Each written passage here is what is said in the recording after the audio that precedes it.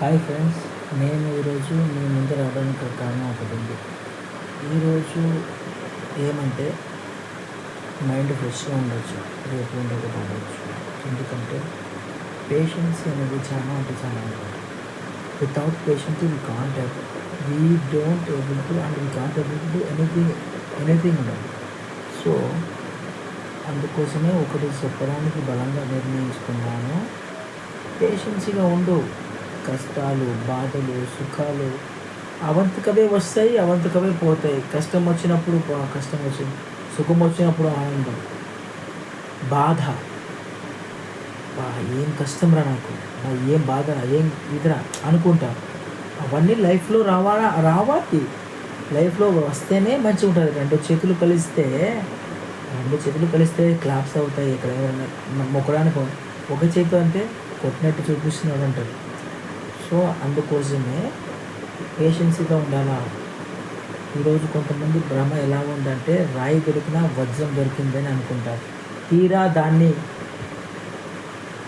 నీట్గా క్షుణ్ణంగా పరీక్షిస్తే అప్పుడు కానీ తెలియదు, ఓహో ఇలా జరిగింది రా. సో అందుకోసమే ఏది జరిగినా మంచిగా అనుకోవాలి. అప్పుడు మనం కొంచెం సాటిస్ఫాక్షన్గా ఉంటాం. అంతే, లైఫ్ అనేది అంతే. అంటే అట్లని కాదు, నువ్వు ఉన్నావా, పోయినావా, బతుకున్నావా, తిన్నావా, నువ్వు ఇక్కడ ఏం చేస్తున్నావు, ఒక పాయింట్. నువ్వు ఇక్కడ ఉంటున్నావు, అమ్మా నాన్న వదిలేసి ఉంటున్నావు, వాళ్ళు ఏం చేస్తున్నారు, నువ్వేం చేస్తున్నావు. లైఫ్ అంతా పీజీలు, హాస్టల్స్, స్కూల్స్, కాలేజీల్లోనే అయిపోయింది. సిచ్యువేషన్ మారితే మళ్ళీ అలా అలా అలా ఉంటుంది, మన లైఫ్ అలా ఉంటుంది. కానీ సో పేషెన్సీగా ఉండడం అనేది చాలా ఇంపార్టెంట్. ఉందాం, ఏం పోతే చెప్పు. ఒక లైఫ్ పోతుంది, ఒక ఏజ్ పోతుంది. అప్పుడు అనిపిస్తుంది, ఓహో లైఫ్లో ఇది మర్చిపోయామా, ఇది మిస్ అయ్యామా అనిపిస్తుంది. Let it be.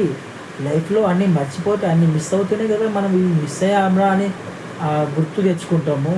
అవి మిస్ కాకపోతే అలా అనుకుంటామా మనము? మిస్ అవ్వాలా, ప్రతిదీ మిస్ అవ్వాలా, చేయి జార్చుకోవాలా. అప్పుడు దాని యొక్క విలువ తెలుస్తుంది. లైఫ్లో మనము ఒకే చోట ఉన్నామనుకో ఎలా ఉంటుంది తెలుసా? ఒకే బావిలో కప్పు మాదిరి పోతూ ఉండాలి. ఓకే ఇంకా ఉందిరా ప్రపంచం, ఇంకా ఉందిరా, అన్నీ మామూలే. ప్రాబ్లమ్స్, కష్టాలు, కోపాలు, రాగద్వేషాలు అన్నీ మామూలే అని ఒక్కరోజు అనిపిస్తుంది. సో అందుకోసమే ఈ మెసేజ్ని మీకు బలంగా పంపించడానికి నేను ఈరోజు మీ ముందుకు రావడం జరిగింది. అందుకోసమే ఇవన్నీ చెప్పగలిగాను. Thank you friends.